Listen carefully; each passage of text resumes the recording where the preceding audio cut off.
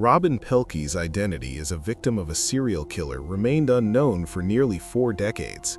For 37 years, her remains were referred to only as an unidentified woman found near Horseshoe Lake in Alaska.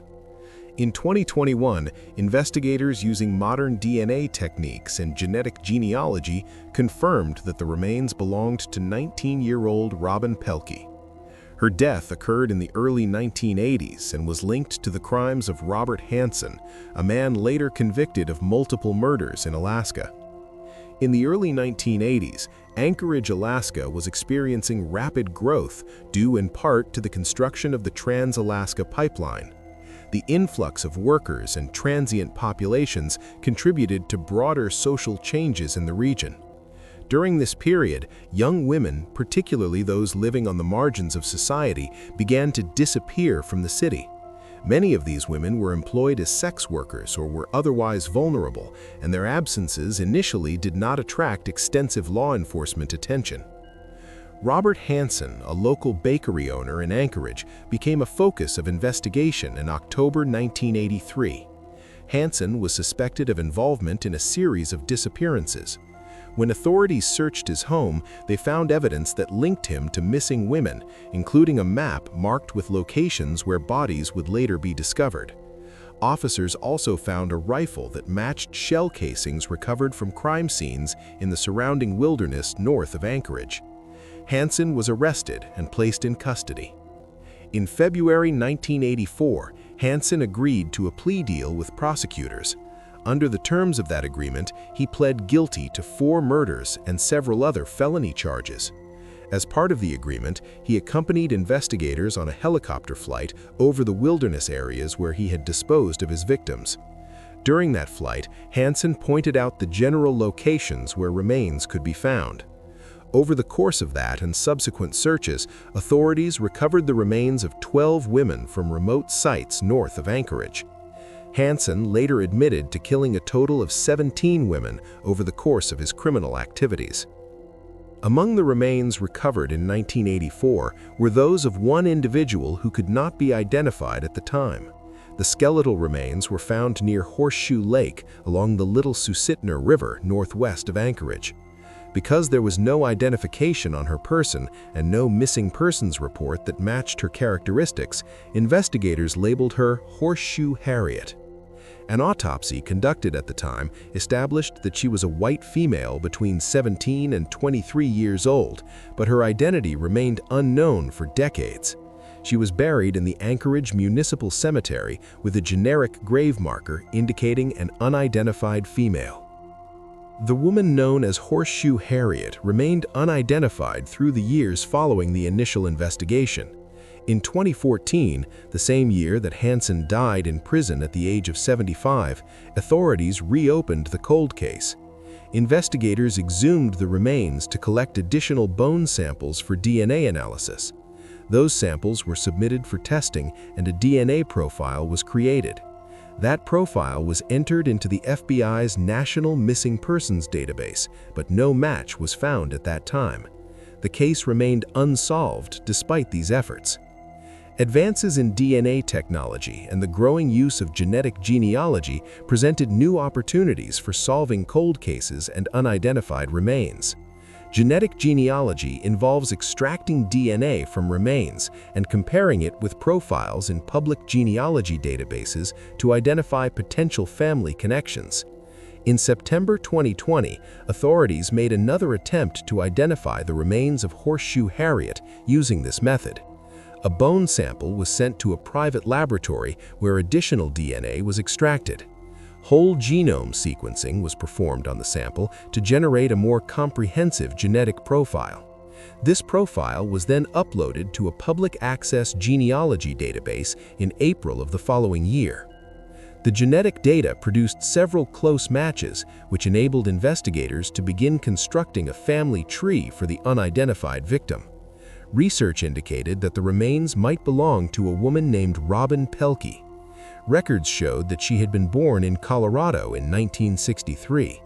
From there, investigators traced her movements to Anchorage, where she was known to have lived in the early 1980s.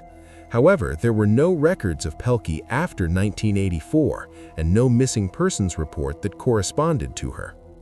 Once potential relatives were identified through the genetic analysis, investigators located living family members in both Arkansas and Alaska. Those family members provided additional information about Pelky. According to relatives, Pelky had lived in Anchorage in the late 1970s but had moved with her family to Arkansas as a teenager. In 1981, she returned to Anchorage to live with her father and stepmother. At some point after her return, she became disconnected from her family and began living on the streets of Anchorage. Her relatives were uncertain of the exact circumstances of her disappearance, but they confirmed that she had not been in contact with them after a certain point. Investigators contacted the Arkansas State Police to assist in confirming the identity of the remains. A DNA sample obtained from a close relative of Pelky's was sent to the State of Alaska Scientific Crime Detection Laboratory in Anchorage.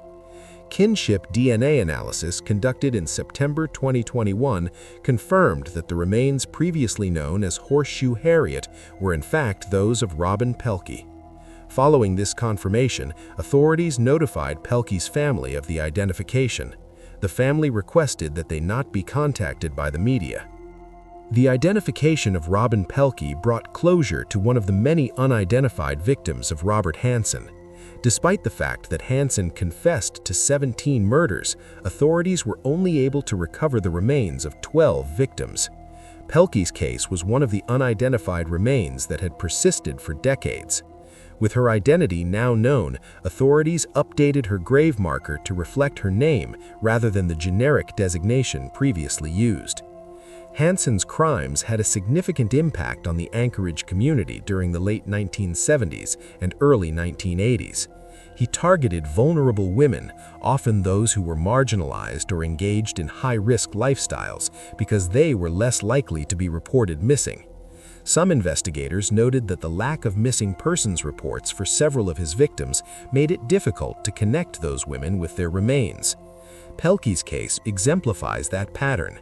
She had not been reported missing by her family, and for decades no official record existed that could link her to the Jane Doe found near Horseshoe Lake in 1984. The use of genetic genealogy has become an important tool in the investigation of cold cases and unidentified remains. The successful identification of Robin Pelkey demonstrates how DNA analysis and public genealogy databases can be used to construct family relationships that were previously unknown.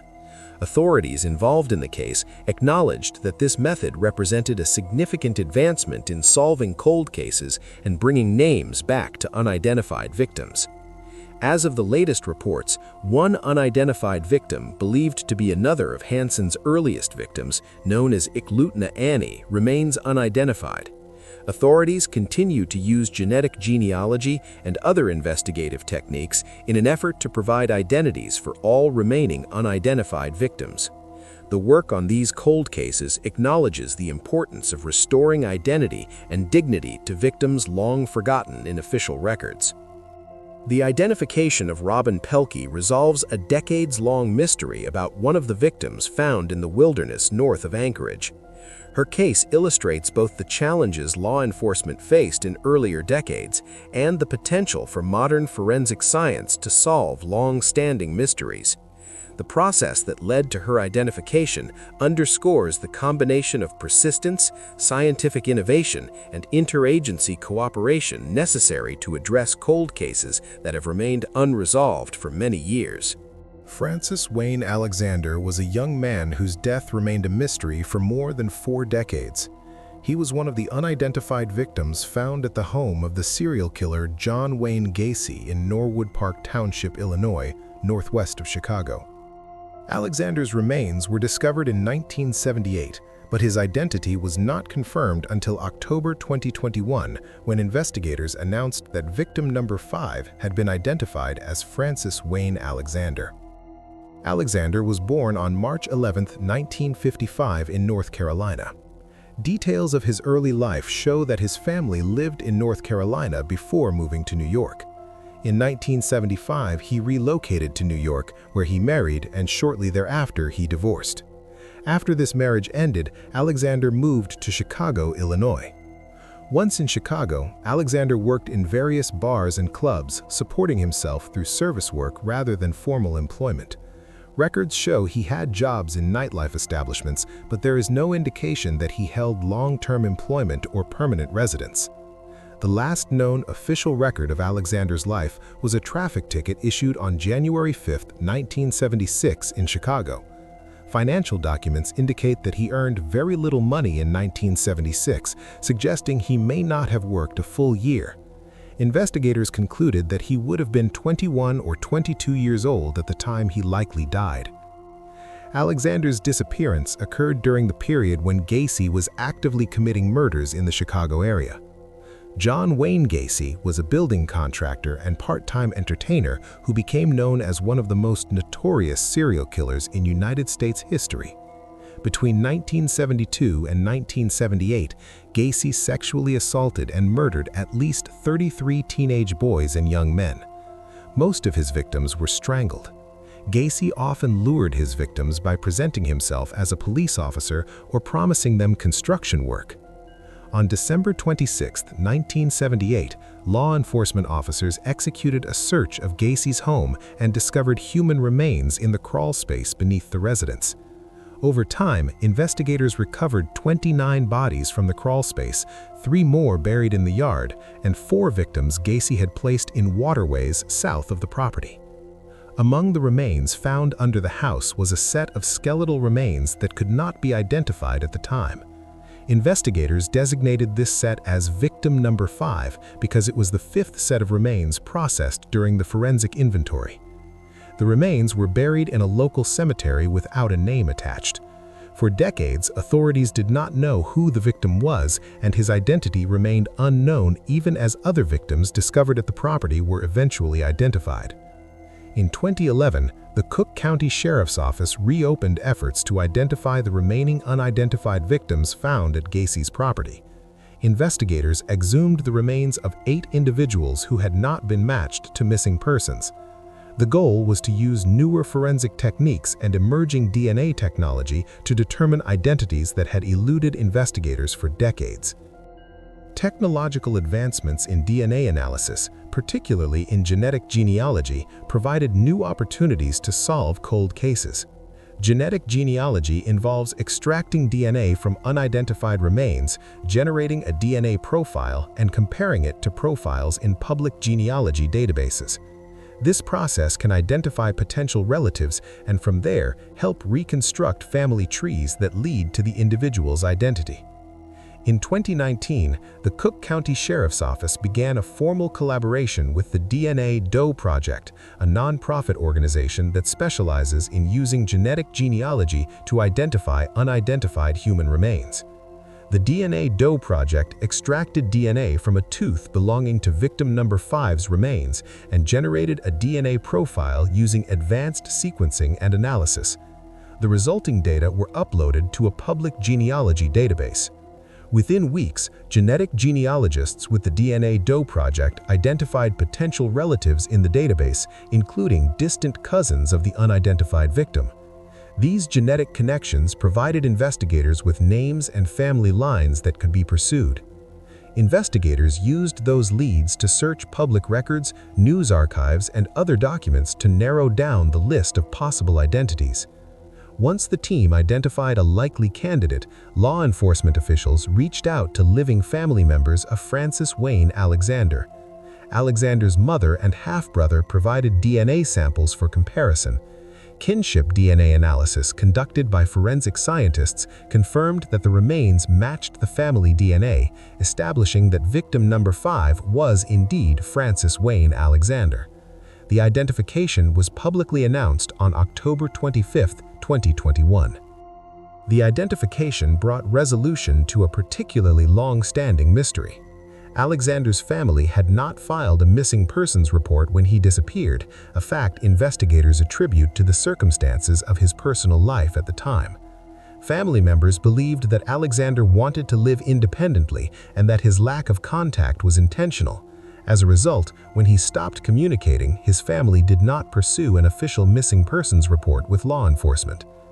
Alexander's mother, sisters, and brothers issued a statement through law enforcement after the identification. They expressed gratitude to the Cook County Sheriff's Office, Lieutenant Jason Moran, and the DNA Doe Project for their work in restoring Alexander's identity and providing the family with answers. They noted that it was difficult to know what had happened to him for 45 years, and understanding his fate allowed them to process their loss and honor his memory. The discovery of Alexander's identity also highlighted the challenges investigators face with cold cases, particularly when victims are not reported missing. Without a missing persons report, linking unidentified remains to a specific individual can be extremely difficult. The Gacy case is one of many where victims' identities remained unknown for years because no one had connected them with the disappearance. The identification underscored the value of genetic genealogy and modern DNA techniques in solving cold cases. These techniques have enabled law enforcement agencies to revisit long-neglected evidence and apply new tools that were not available at the time of the original investigation. In the decades since Gacy's arrest and conviction, forensic science has evolved substantially, giving investigators the ability to extract DNA from old remains and compare it to databases where people have voluntarily submitted their genetic information. John Wayne Gacy was arrested in December 1978. He was tried and convicted on multiple counts of murder and sentenced to death. Gacy's crimes spanned from 1972 through 1978 and involved the abduction, sexual assault, and murder of at least 33 teenage boys and young men. Most of his victims were strangled. Gacy often lured his victims by presenting himself as a police officer or promising them construction work. Since the identification of Francis Wayne Alexander, investigators have continued their efforts to identify other unnamed victims found at Gacy's residence.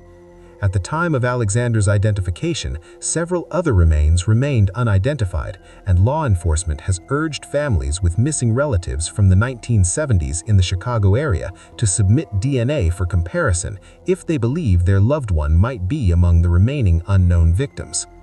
The case of Francis Wayne Alexander demonstrates how scientific innovation and dedicated investigative work can resolve cases that once seemed unsolvable. It illustrates the intersection of forensic science, genealogical research, and traditional detective work in bringing answers to families and closing chapters that have remained open for decades.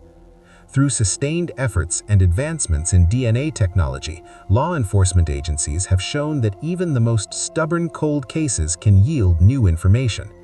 The identification of Francis Wayne Alexander restored a name to a body that had been known only as victim number 5 for more than 40 years, giving his family clarity about what happened and ensuring that his story is recorded in the historical record.